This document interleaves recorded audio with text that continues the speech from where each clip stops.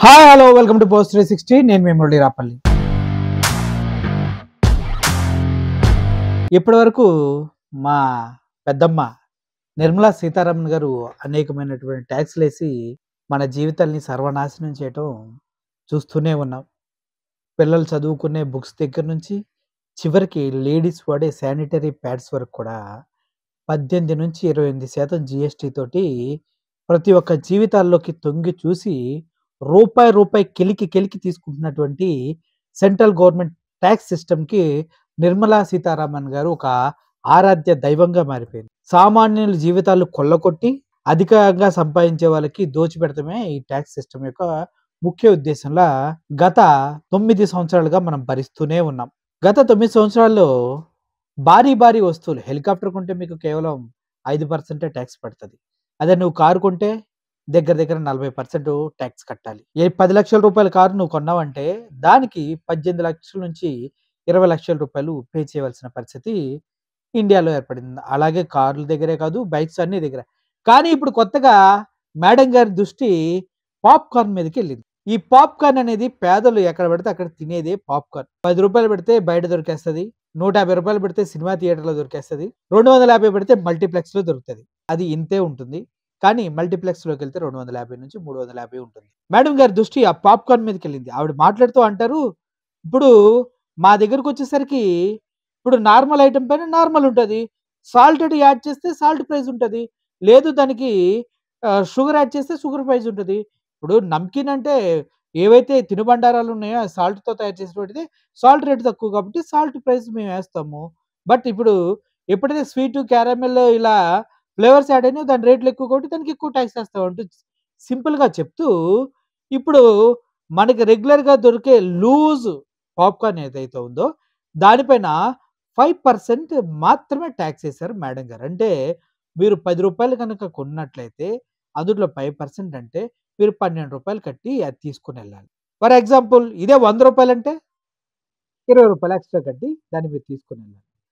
అలా తీసుకొని వెళ్ళాల్సిన సిట్యుయేషన్ ఏర్పడుతుంది. అలాగే ఇప్పుడు అందుట్లో సాల్టెడ్ ఫ్లేవర్స్ యాడ్ అయినాయనుకో టేబుల్ టైపు ప్యాక్ చేసినవి కొంచెం అందంగా ప్యాక్ చేసి అమ్మేవి ఉన్నాయనుకోండి.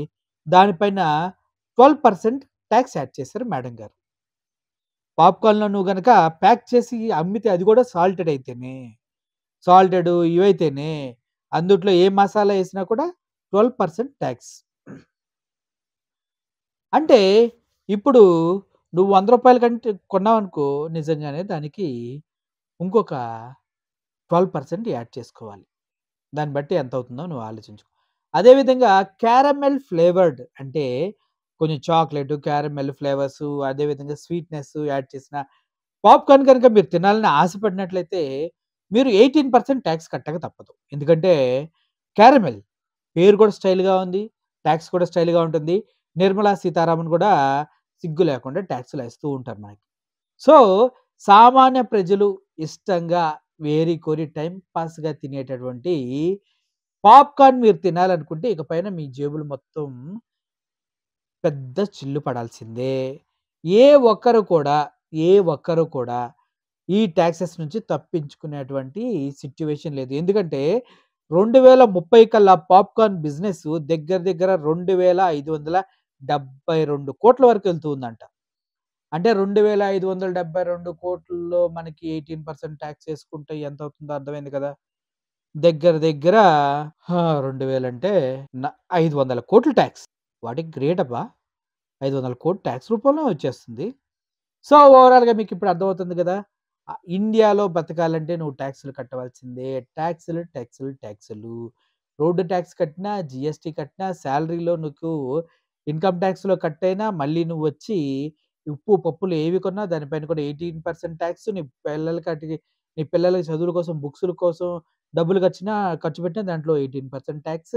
నువ్వేదైనా వెహికల్ కొనాలనుకున్నా దాంట్లో దగ్గర 27% టాక్స్. నీ జీవితం అంతా టాక్స్‌లు కట్టడానికే సరిపోతుందిరా! జీఎస్టీలు కట్టడానికే సరిపోతుందిరా! అర్థం చేసుకోండి. ఈ బీజేపీ గవర్నమెంట్‌ని మనం ఉపేక్షించి భరించినంత కాలం మన పైన టాక్స్‌లు మొత్తం మోపిస్తూనే ఉంటారు. వాళ్ళకి సంబంధించిన వాళ్ళందరికి కూడా టాక్స్‌లు కాదు కంప్లీట్‌గా వాళ్ళు చేసిన అప్పులన్నిటిని తీర్చేసి వాళ్ళని ఫ్రీగా వదిలేసి రైతుల్ని, సామాన్యుల్ని, మధ్య తరగతి వాళ్ళని పీక్కు తినటమే ఈ నిర్మలా సీతారామన్ ట్యాక్స్‌ల యొక్క ముఖ్య ఉద్దేశ్యం. ఆలోచించండి, ముందుకెళ్ళండి. ఇకపైన ట్యాక్స్‌లు కట్టేటప్పుడు పాప్‌కార్న్ తినాలంటే సకుటుంబ సపరివార సమేతంగా జేబులు బొక్కెట్టుకోవాల్సిందే. Thank you for watching this video. I'm Murali signing off. Thank you so much.